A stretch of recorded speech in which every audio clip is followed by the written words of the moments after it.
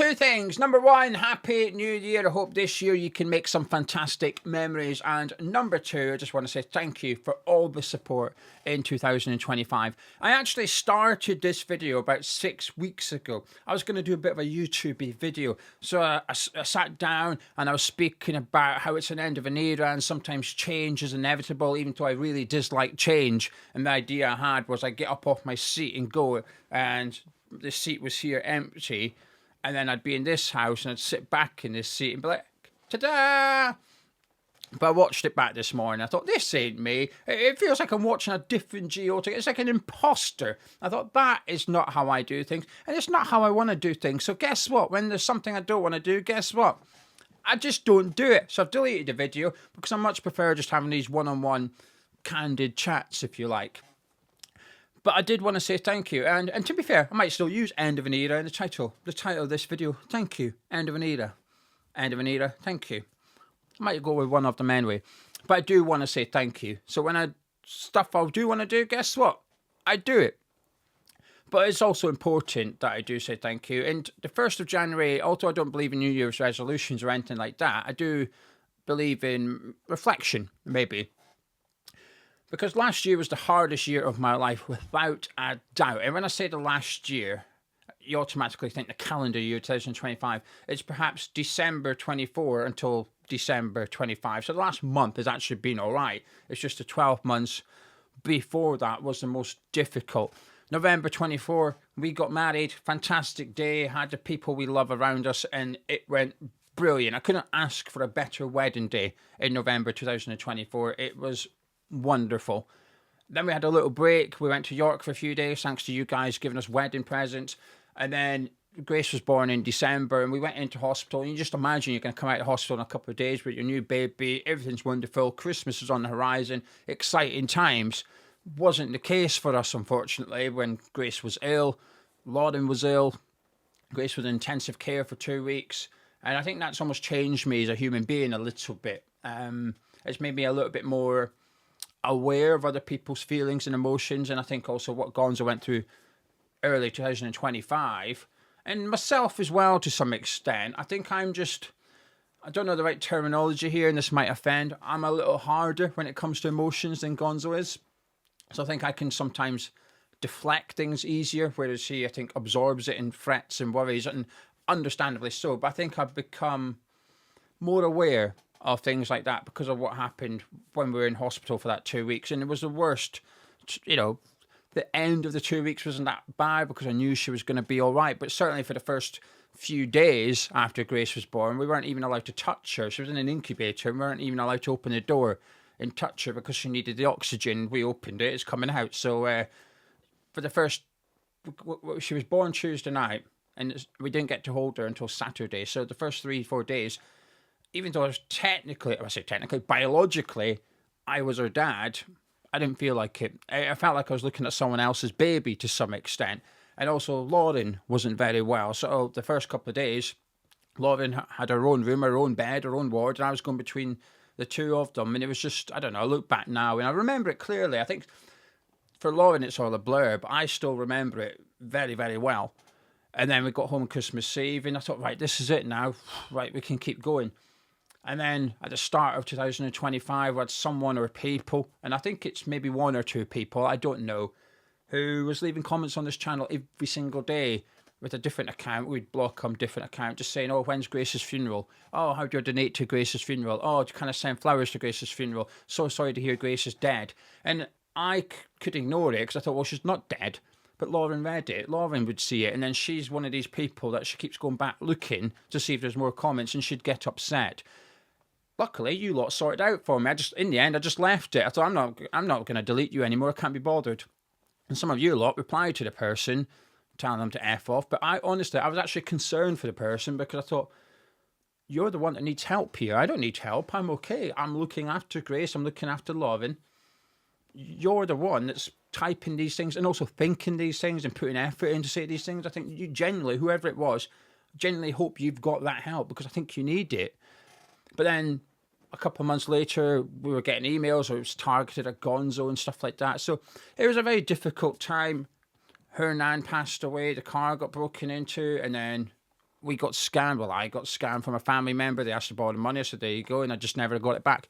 That was our house deposit money. And that was really difficult because everything we've been through, potentially buying a house. So before we got married, we sat down and thought, because I've always assumed I'll never own a house. I was brought up in a council house, and there's a bit of a stigma that you're probably not going to achieve very much. I mean, there's sometimes you do get that environment. So whenever I've got money, I've spent it. Arguably, it's been all right, because in my 20s, I'd get money, I'd go see West Ham. That was it. I'd get on the train, get on a plane, go down to London, watch West Ham, happy days. But it was like a case of, can we save up and buy our own house? So we looked at the finances, and it was a case of, well, you're going to have to stop going football, really. That £300 a month you're spending on trains, that's got to stop. That £100 you spend on alcohol when you go to the football, that's got to stop. So I decided I'm going to have a 12-month, I'm going to have a year, no football. And we began, and before you know it, you look at your bank, like, bloody hell, is that how much money I was spending on going to see West Ham? It saved up.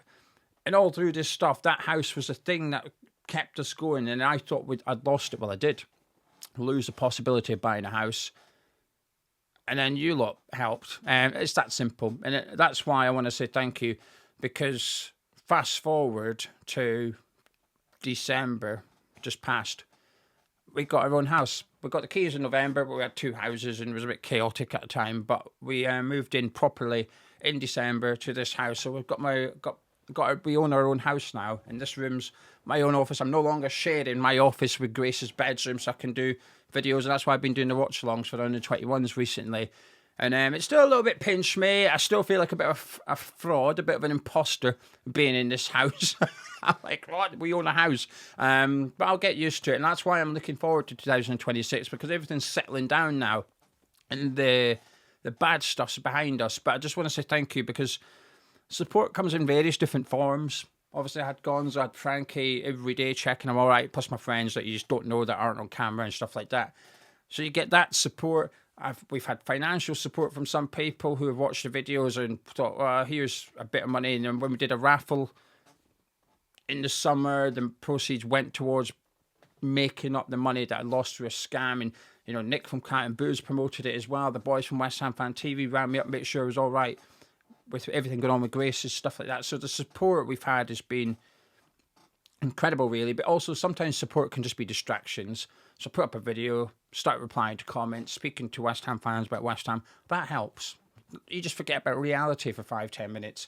But I'd be pretending if I didn't say that at some points last year I was thinking, fuck this. Do you know what I mean? When you just think there's just a lot going on. You're doing your best, but your best just isn't good enough. And I think that's when I struggle myself, when I'm doing my best, but I feel like it isn't enough to achieve what I want to achieve.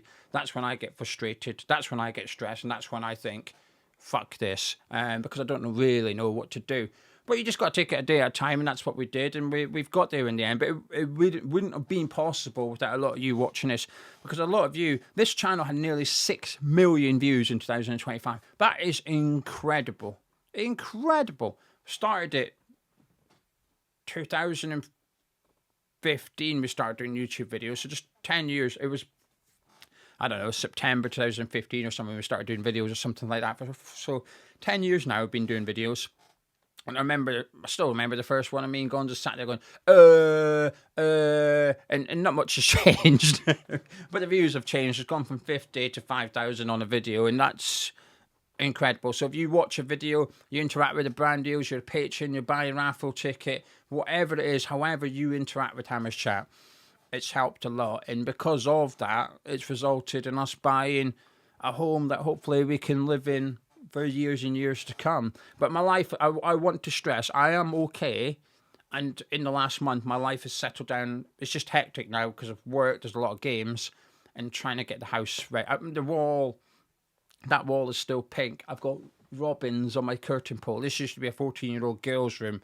If I was to take away my furniture, it would look like a 14-year-old girl. Luckily, one wall was white, so I can sit in front of that one. That's got a built-in wardrobe. That wall's pink, and that wall's got a window. So that's why I have to sit in front of this one.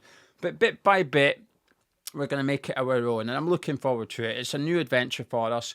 And I've always had this thing in life where I say it, and I don't say it too often because it's a bit soft, isn't it? chase your dreams and you make memories along the way. And I always try and remember that. And I always do try and think, oh, I'd love to do that, so I go do it.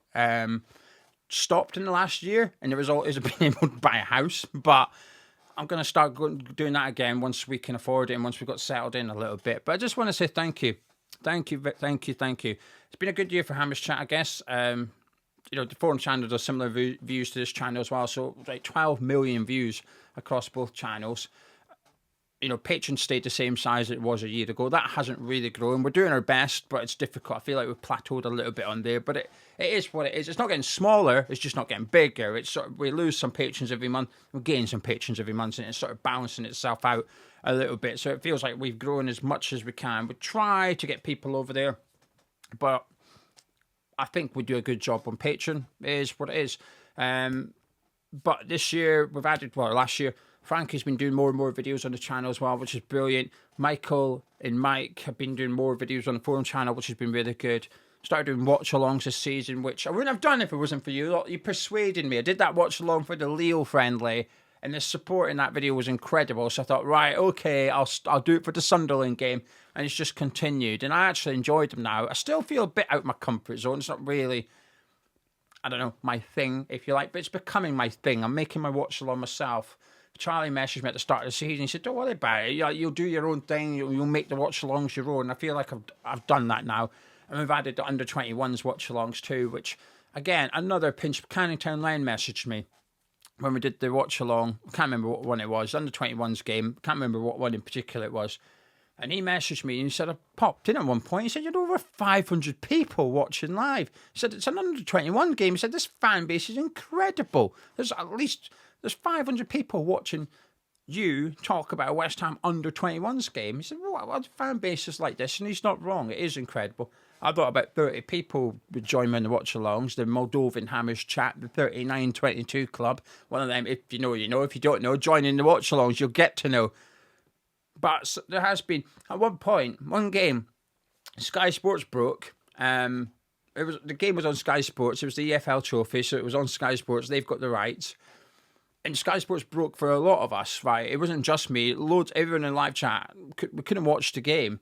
And no one left. Everybody just stuck around. There were still like 250 people in the live chat. We were all just sat here going, well, there's no game to watch, but you just sat with me and kept me company for the evening. And it's one of them things you just think, this is ridiculous. And I know some people don't like us doing this as a job, and we still get the comments, get a normal job. And you know what? We might have to. If West Ham get relegated, they say normal job. I call it traditional job because I think this is a normal job.